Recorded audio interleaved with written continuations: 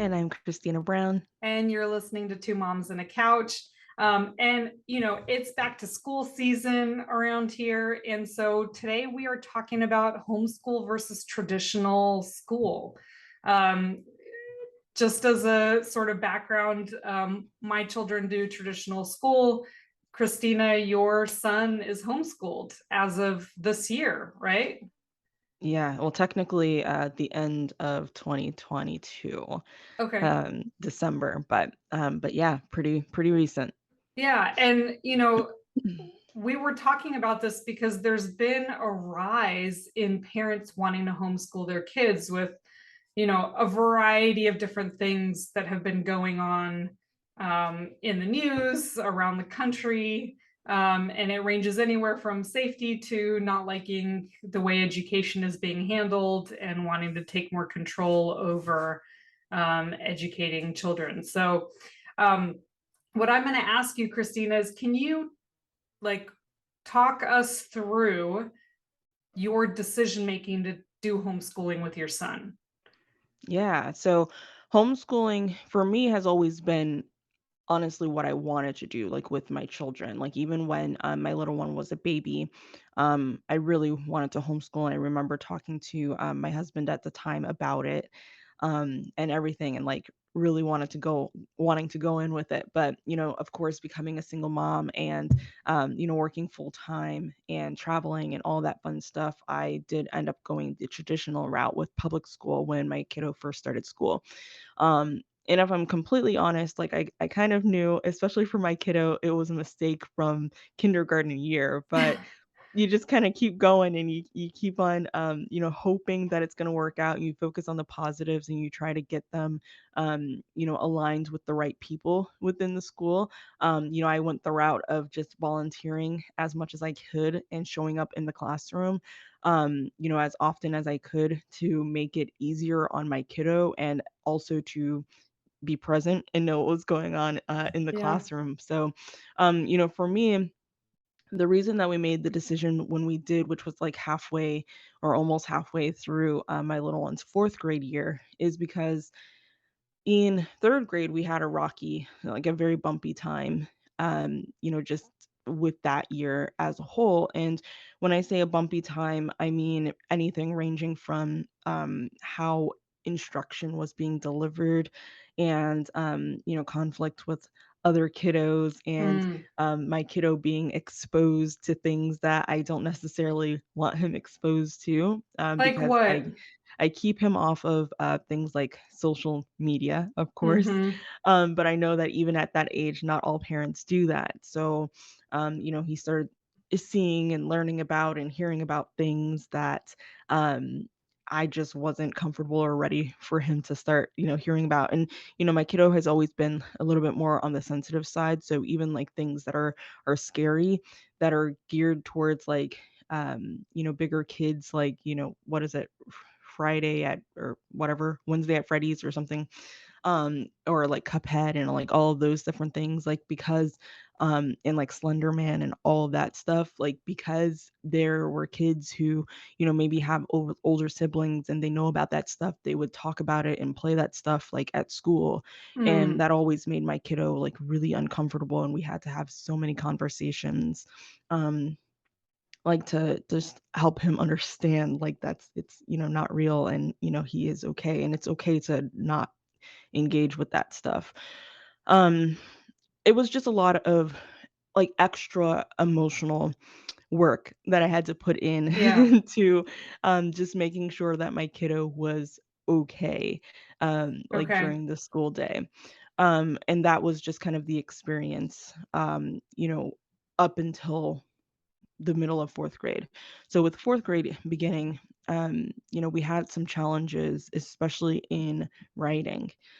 And Okay. my kid's a pretty good writer. He's young, but writing has always been, one of his strengths. He's always just naturally, geared toward been like interested in it and gravitated towards it, and he's always written stories, or he's always just done his own little research on animals and written up little papers just because he enjoys it.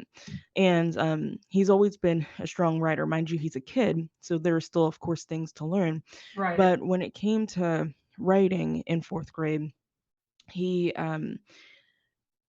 kept on getting bad grades in Okay. writing. And I'm like, And that's 4th grade, not at your least norm.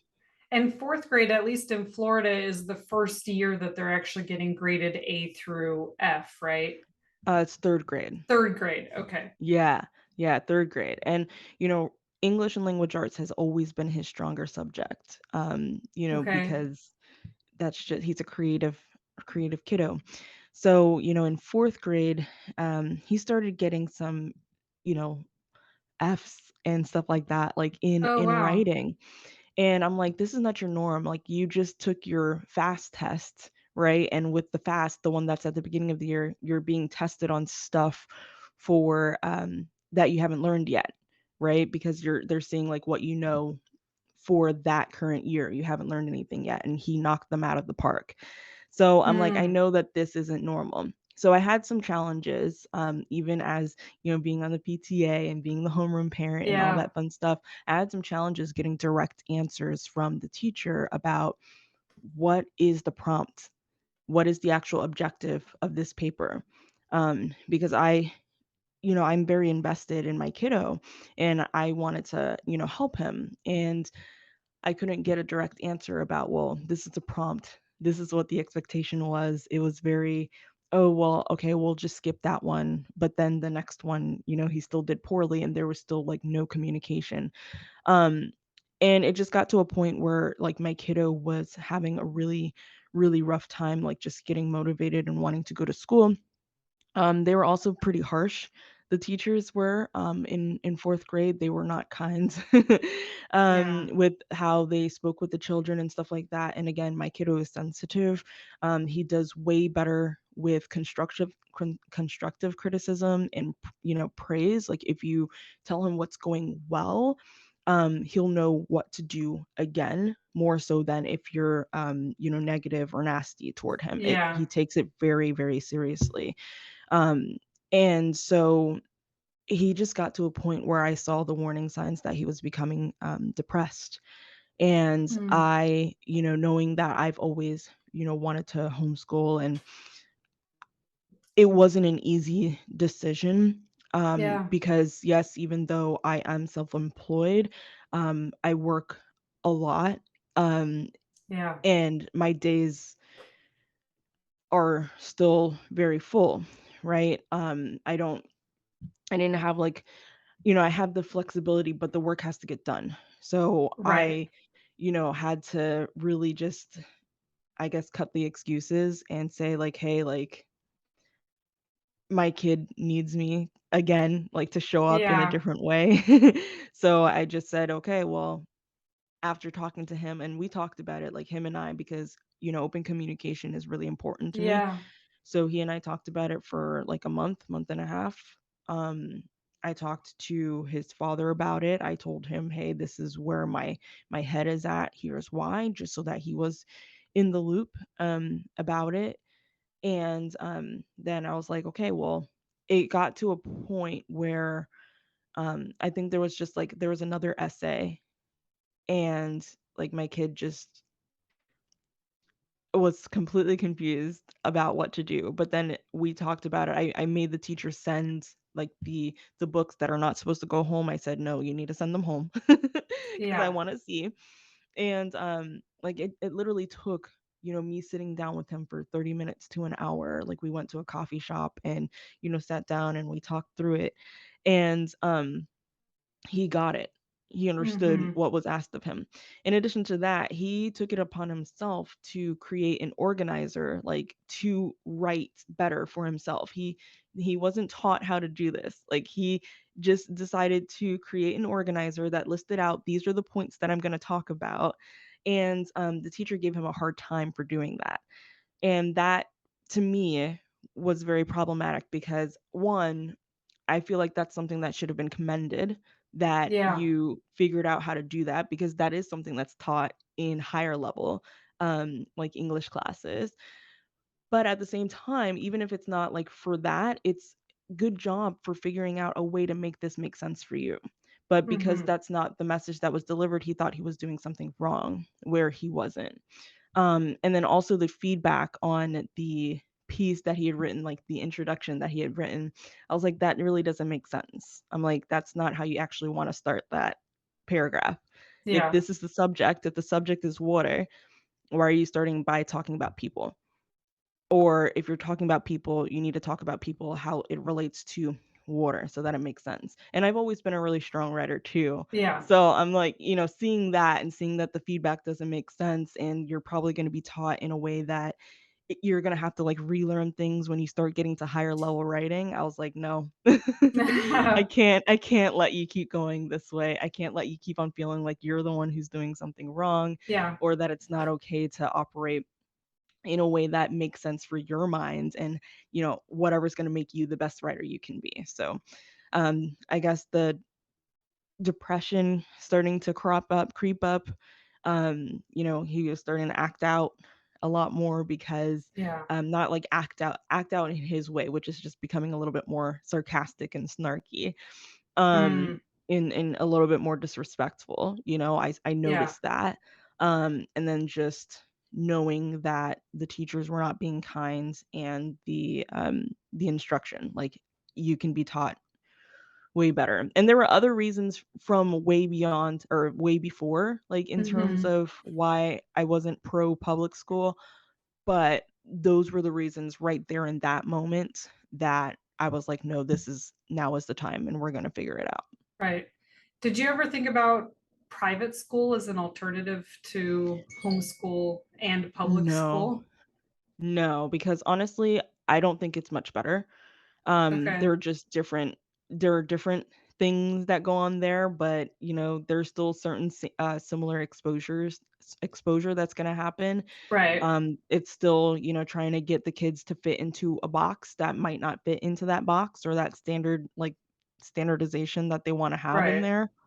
I something that I always hated, like, when I went into the school was um how the kids are always forced to walk in a perfectly straight and quiet line. And I know it's like so small, but to me it's like, is that really necessary? It's not. Like, don't be running down the halls, don't be yelling at the top of your voices, but as long as you guys can navigate and get there safely, I think there's a lot more value in being able to figure out how to, get through a crowded place without, like, hurting anybody else or hurting yourself than walking in a perfectly straight and quiet line. Like, it felt like prison, honestly. Mhm. And same thing with the cafeteria. Like, I would go in that cafeteria often, and it wasn't that loud, but cafeteria people would always be saying, "Okay, like, it's way too loud in here, and you're gonna get, like, a quiet lunch," and that was also another source of stress Yeah. for my kiddo, even though I told him, like, "It doesn't matter, I don't care, like, if you get, like, a red ticket at lunchtime because it's lunchtime, you're supposed to have fun with your friends." And be able to let out some steam like when you're at lunch. um it didn't matter because to him it was like, well, I'm doing something wrong, you know Right. and I like that was And just that another, like, matters to him. yeah, like, he wants to do the right thing, Yeah. it's really important to him. So it's just little things like that. I'm like, no. So I just feel like those similar things would still be present in a private school. And I don't want that, for my kiddo. I Yeah. know that, as a creative thinker and, you know, as somebody who is a little bit more outside of the box, I don't wanna have that be, quelled by Right. being stuck in institutionalized learning. Yeah. Well, and so this is interesting because you and I have talked about this a little bit. We've tossed around the idea of potentially homeschooling at some point. I think what has certainly held me back for now is number one, I work full time during regular business hours. So my job is from 8 to 5. There's not really a whole lot of flexibility around that. I can't, I physically cannot do my work early in the morning or late at night because I'm supporting a workforce that works traditional business hours. Um, So that's the one thing. So the other thing is, I don't know about you, but my kids do not listen to me. That like it's a struggle and an exercise in frustration to get them to do the limited academic work that we do at home, because my husband and I take education very seriously, and we're not, educating for the sake of educating. For us, there are some basic skills that are really important for them to learn. Everything else they can figure out, Yeah. because there is so much more access to information today than there was when I was growing up. Um, and so for us, the priority has always been they need to be able to read, they need to be able to write and type, and they need to be able to do basic math. Beyond those like four things, once they can do all of that, they can learn anything else, and we can help them and guide them to learn whatever else they need online through books. Like there are so many other ways to learn once you have those basic skills. Um, and so for us, at least in the early years, the priority has been like, we need to make sure they learn those skills first and foremost. After that, there's more flexibility because, depending on what they're interested in, we can figure out some way to set up like online school or something that they can do from home with less interaction from us. Um, and so for now, at least, they do go to school, they go to public school, which I was very nervous about. And I was very nervous about because I went to private school. My parents struggled a lot to make that possible because the schools that were around us in California were not very good. Yeah. Were not good at all. Um, and I know I've talked to my mom about this, and she said there were two things that sort of were the deciding factors when they chose to send us to private school. Number one, I was in fourth grade and I couldn't add or subtract, apparently. Oh, geez. And she said that like they worked with us at home, but there just didn't seem to, there were so many kids in the class. I think she said there were like 40 or 50 kids in the class, that there was no way for the teachers to be able to provide, like to identify a student who wasn't performing like at the level and be able to Mhm. work with them. Yeah. Um, so like they felt like there was no other way for them to ensure I get the education I need. And number two, my brother was very, very active. He was a very active, like creative kid, but like extremely active. And they were scared that he'd get expelled. That Yeah. like unintentionally that he would do something and it would create problems. And they felt like in a private school setting, they would have more control. And honestly, they did have more control because in a private school setting, you are directly paying the school. And so there is more of a, I don't know if obligation is the right word, but there's more of an interest by the staff, Yeah. faculty, and like administration to work with the Yeah. parents on It's more customer what they servicey yeah, now. with Yes. right, where they're more like willing to work with you on what they call problem kids. I mean, my Yeah. brother was never a problem kid. He was, Yeah, just and active. still is, extremely bright. Like he was way ahead of his classes, like his classmates when it came to math and reading for that matter. So he was bored. um I do remember like at the public school, his teacher basically said like he already knows everything I'm teaching, so she sent him to the next grade up for like certain subjects. And I think Yeah. even there he was bored.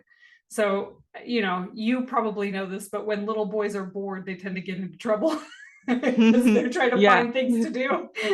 Yeah. Yeah, it manifests in different ways. I had the same challenge actually, like, when I was in 2nd and 3rd grade. I was underperforming, and they're like, "I don't think she's paying attention in class. I think she's bored." And they did the same thing. They gave me math and science 2 grades, 2 years ahead, and, I finally started paying attention. So, I hear Yeah. you. Yeah. So coming from that background where I as a kid had a negative experience with public school in particular, and not necessarily, I don't specifically remember the experience. I just grew up like we would ask like, why are we going to this private school instead of our neighborhood school? Like all, Mhm. you know, all the neighborhood kids are going to the local school. Why aren't we going there type of thing? And so and like having these conversations with our parents about why they had chosen to drive us, you know, 30 minutes away to go to this private school. And they actually picked that particular school because it was the only, at the time, it was the only non-religious public school in the entire area that we lived in. Yeah. And my mom didn't want us going to a Christian school, and there were no Jewish schools. Yeah. Um, so so like coming from that background, I was very nervous about the idea of sending kids to public school.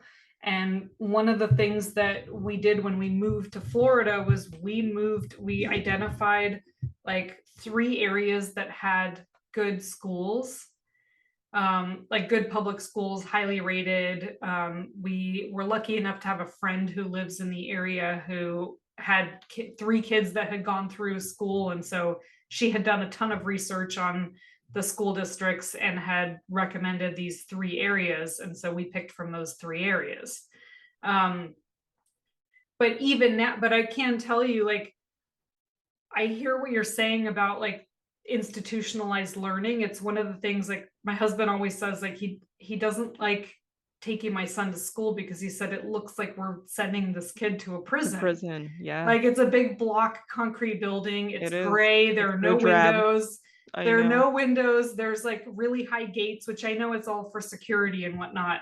Like, but it looks like It you're could still look dropping your different. Yeah. it looks like you're dropping your kid off at a prison. Yeah. Um, and the other reason why we're sort of toying with an alternative is that, um, as you and I have talked about, the the nature of work and how you earn money has changed significantly. Yeah. While there's certainly still a need for traditional work, I think that those needs are rapidly changing. Mhm. I think with the invention of or the prof prof I forget, the word is completely like Yeah. I had it on the tip of my tongue and now it's gone. Um, but with the improvement on AI, like Chat GPT, and other tools, I think what we're seeing is a huge disparity in the type of work that's going to be available. I think that in the future, when my kids are ready to enter the workforce, I don't think that the type of work that's currently being done is going to all be available. I think it's going to be a split between traditional service work, like traditional labor, where you've got people out in the field, like plumbers and construction workers, like where you physically can't replace a human being because Yeah. you need them there hammering a nail type of thing. Um, so it's going to be those workers. And then it's going to be like high level. I believe that all of the mid level, even mid level management, is all going to be replaced either by machines or AI. And so, like, my research of traditional, like, public school education and even private school education is that it's all geared. I mean, depending on what you read, it appears that this construct of traditional education was created to get farmers kids out of the farms and out of the fields and into factories. Like they were trying to build a labor workforce that would actually work in these factories during the industrial, like at the beginning of the industrial revolution. Our education system does not appear to be set up to create leaders, entrepreneurs, or even laborers for that matter. Like it just it's meant for factory workers, and we don't Yeah. really need them anymore. Yeah. Yeah, that's always been my thoughts on it too. It's like, it's getting kids to be, ready to go work an 8 to 5. It's teaching them how to obey and follow the Right, rules clock and in, fit clock within out. the box. Exactly. And that's not what I want for my kiddo. That's something that, I've never really been able to kind of fit that box either. I've done well in school, but only because I've been a lazy learner. Like it wasn't hard for me to do good in school, but I never did homework. I never like did the things I was told to do. I did well in school because it was very easy for me to get A's on a test just from hearing the teacher talk about it, you know what I Mm. mean? Um, I was the opposite, and by I the way. I don't did not do very well in school. yeah, if I didn't I have that gift, I would not have done well, so I but no I shade. can tell you, like, I did not do well at school because I am a terrible test taker. Just as a general Yeah, rule, I do and not do that too, standardized yeah, testing at all. I was horrible at it. Like, I and know the that's the thing material too, very like, yeah, I was good with the subjects. If it was a writing assignment or whatnot, I was pretty good at it. yeah, But multiple choice and standardized tests were just I was terrible at them. To yeah, be and it's honest, I like have no idea how I passed the bar twice. and that's yeah, like, right, 2 different states, Two like different states. I have no idea how I managed to pull that off because I'm horrible at taking tests. yeah, and that's the thing too, like, so much of, like, public school and, even private school, I'm assuming I can't speak to it because 'cause I've never been in a private school, but there's just so much test taking involved, and I believe in, checking somebody's knowledge, but I think that there are different ways to test it, and for the, kiddos who do struggle with, test taking and, maybe the parents don't realize that that's what the struggle is, or even the teacher doesn't realize that that's what the actual struggle is, anxiety around the test taking, then they can get labeled as, not applying themselves or, Right. not doing their best or not good at this subject when that could be completely not true. Um, so yeah, like I just think that there's so much when it comes to like that institutionalized learning, especially for just these younger aged kiddos, that it's more about shaping them to what society wants them to be as opposed to helping them become who they are. Right. And I'm huge on people being authentic and being who they are, even, a 5-year old. Like I want you to be yourself. I want you to start thinking about who you are now because that's gonna set you up for better Right. success in my opinion. And hopefully protect you from some of the like mental health things and all of that that's cropping up more and more now too, Well, and that's the because you'll other have thing. that stronger sense of self. Yeah. That's the other thing, right? Like we have such a high like a rise in sort of these buzzwords, right? Mhm. And um I know this happened with my brother. Like he was automatically labeled as ADD because he was hyperactive. He was a Yes, and normal that's not kid. necessarily And my mom always rebelled against that, and she Yeah. like forced the private school to remove that from his file because she said he's not ADD, like he's Yeah. just a normal little He's boy. a boy, yeah. And I think when you're teaching in a group setting, when you have like one teacher to 30 kids, Mhm. to a certain extent, you have to categorize your students to be Yes. able to manage that number of children because they're kids, they're not grown-ups. I mean, most people have a hard time speaking in front of a group of grown-ups. So like add kids who don't always have control over their emotions or their behavior or their hands, and like teachers would naturally want to categorize these kids in different groups to be able to say, okay, like here's my smart group, here's my, average group, here's my lower performing group. And depending on the teacher, we'll focus on different things with each of those groups, right? Yeah. Um, and I think it's also really easy for teachers to label behavior that doesn't conform with the rest of the group as something to explain it. Yeah. Um, Exactly. And I know my kiddo actually spoke to that a lot. Like even especially like starting in 3rd grade. In 2nd grade we did virtual learning and that was his That's right, best year because of school. pandemic, yeah. Yes. And that was his best year of school, our best year together. Like I loved that school year. Mm. And that also too like made it a lot easier to um make the decision, like, or added to the pros list of making the decision to start homeschooling because I Well, was like, "Oh, so 2nd grade was amazing." do you Um, think that that has because I at least from what I'm seeing, there is a rise in people homeschooling their kids. Like it wasn't as prevalent before the pandemic. So do you think that, during the pandemic, you had an entire class school year of kids working, doing school remotely, which maybe made parents look at it and go, hey, this is possible.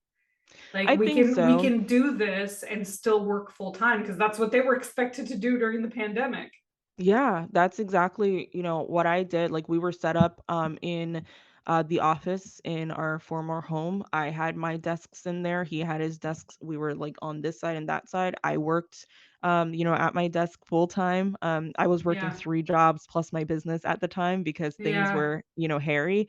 So, I was over there like working, he was doing his school, and I mean, you just do what you had to do. I set it up so that he had a checklist of what he needed to do in the morning to get started. He knew when he was allowed to get on his tablet and stuff like that. And I think that, a lot of parents like just had to think a little bit differently to be able to do that.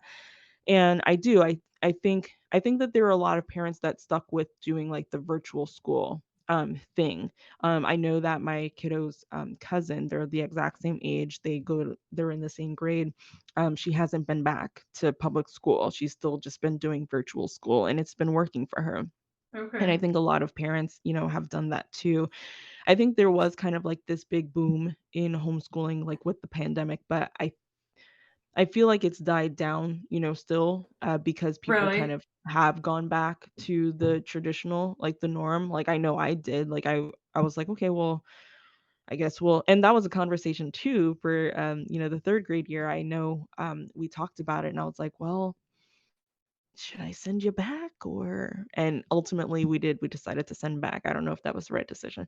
But but yeah, I do think that like maybe added to why there was like kind of this big increase in homeschooling, or why it became like a little bit more prevalent, is because, well, you just kind of had to for a couple of months, and then people chose to for For the that rest of the school school year. year Yeah. because they had the option. You could go to school or you could do it virtually or something like that. Mhm. So um so yeah, so then wait, there was something that you had said that I wanted to get back to, but I don't remember. So we'll get back to that.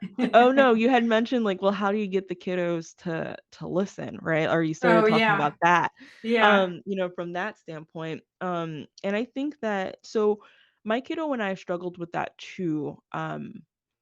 Just like with regular like schooling. So when my kiddo was in kindergarten, like every summer, I would still have some element of instruction for him. Like I still wanted him to like not have like too much of that um The what's the mental word that I'm break. looking for? Yeah, we do Yeah, the same thing. We don't want their not brain to s- shut off.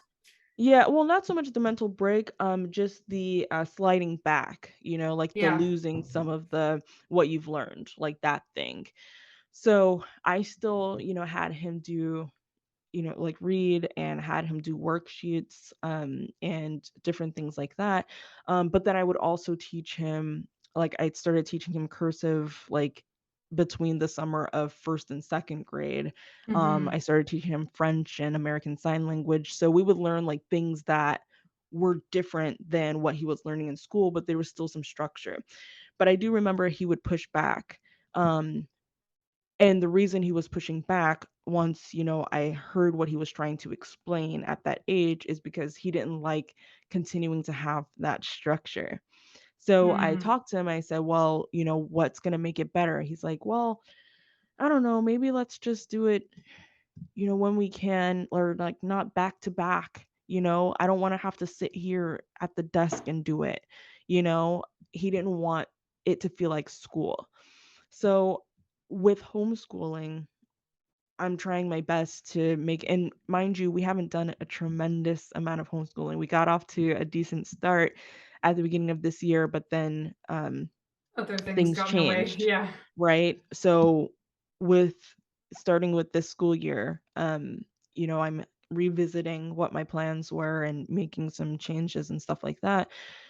But I'm following a very like unschooling style so Right, and that I've heard that it's term. not, yeah, because and that is, I mean, what my kiddo needs, and I think it's probably honestly what I needed when I was his age, like when I was bored. I mean, I enjoyed school because of the social aspects. I was Yeah. able to actually be around other people, and I didn't have that at home. Mhm. Um, but that's the only thing I liked about school. So, Okay. and so whenever my kid was just saying like, "Well, I don't like school," or "I don't want to learn like this," I could completely get it because I don't like it either. Yeah. So yeah, we're like trying to like unschool. And I look at it from like, well, what are your interests and how can I teach you the subjects based on those interests? Yeah. Um, I was a tutor for a while. That was one of the things that I did to make some extra cash, like when I first left the corporate world. Yeah. And I would tutor, kids my kiddos age right now, like 3rd and 4th graders, and then I would also tutor college kids, which, such a disparity in terms Yes. of how you have to work with people. Um, but that was something that always made me very effective, whether I was working with, kids or if I was working with college kids. It was, I would always make it, well, based on their interests. Tell me what you're into. What do you do for fun? What do you like? Mhm. And I would always teach them using references like that, or just make it funny, or like let them laugh and joke, Yeah. or, talk back, in a respectful way and stuff like that. And it always helped to get them better results. So I don't know what I was gonna say after that, but it just helped No, me, like, maybe I the guess, tutoring helped. solidified, Yeah. yeah, that, it's okay to do it a little bit different, and that's, what my kiddo needs, as well. So, like, when you were speaking about, like, well, How do you you get want them them to to learn listen? math, well, and the specific subjects that you want them to know, like Yeah. the basic math, how to read, and, how to write and type, those things. Well, what are their interests right now that are gonna force them to have to do those things? Um, that's kind of how I approach it with my kiddo, and then it Got becomes, it. like, so not about the learning and so much more about, like, the objective of what we're Right. trying to accomplish. So I don't know, I just wanted to mention that before Yeah, no, we that got makes off. sense. That makes a lot of sense. I think we're getting close to time, but I wanted to say in like as a last thing, I don't want to completely negate the value of like traditional learning in that, like, for example, I have never used like trigonometry or geometry or any of that stuff. But I do think that having to learn that forces your brain as a kid to learn how to learn things that are harder. And so I do see certain value in some of those things. But I do think, no, because I've been thinking about this a lot because, like, that, we spend so much time in school learning subjects that we never use as adults. We just don't. And to be frank, anything that we like, I've forgotten half of what I learned in school. And anytime I need to look it up, I look it up. Like it's just that simple. It's not, I don't need to remember all 59 countries in Africa. Like there's absolutely no need for me to have those memorized. Um, Same thing with like all 50 states of the United States. I mean, I think I could probably list 40 of them, if I like really put effort into it. But there's no need to memorize some of that stuff. But I do think there's value in the exercise of stretching your memory muscle and like, having kids learn that they can memorize something, that they can remember all 51 states, and that their brain can handle that amount of information.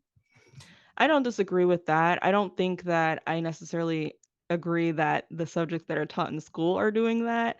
Um, but I Okay. do agree that there is value in, you know, learning how to learn, or what's the way for you to learn. But I also think, yeah, there's definitely value in like memorization.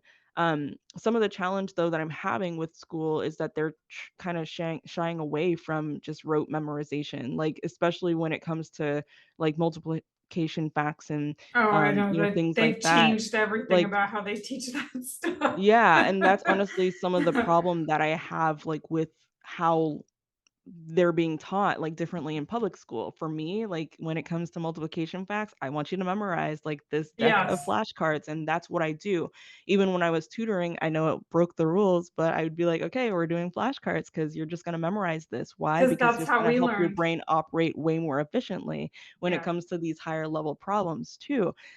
So, I don't like that they are starting to shy away from memorization being something that's valuable. Mm, So I have the opportunity, I feel like in homeschool, to allow my kid to memorize a lot more things. I do want him to know all 50 of the states and be able to remember that into his adult years, especially because travel is so important. I want him to know what the oceans are and what the continents are and stuff like that. right. And I just want him to be able to rapid fire say those types of things. So I agree with you in terms of like flexing the brain muscle more, but I just don't think that public school is, I don't think that's what the intent is Yeah. with that. And I think that we have a lot more opportunity to flex that muscle, like with homeschool or something like that. Yeah. Fair enough. All right. Well, thank you, Christina. Thanks everyone for listening in. That concludes our current discussion. This probably Yeah, won't be there's the more to last say. time. Yeah, there's plenty more to say. And as we get more comfortable with the podcast and bring people on, we can be a little more open about Yeah. our personal opinions about, various aspects of traditional education versus, controlling the pace and subject matter that you're teaching your kids. But thank you all for joining us. If you haven't seen our other episodes, please go ahead and check out the other episodes for the podcast. Please subscribe or follow our channel. We would love to have you regularly. We do try to post at least one podcast episode a week on Fridays, typically in the mornings. And we look forward to seeing you on the next one. Bye. See ya.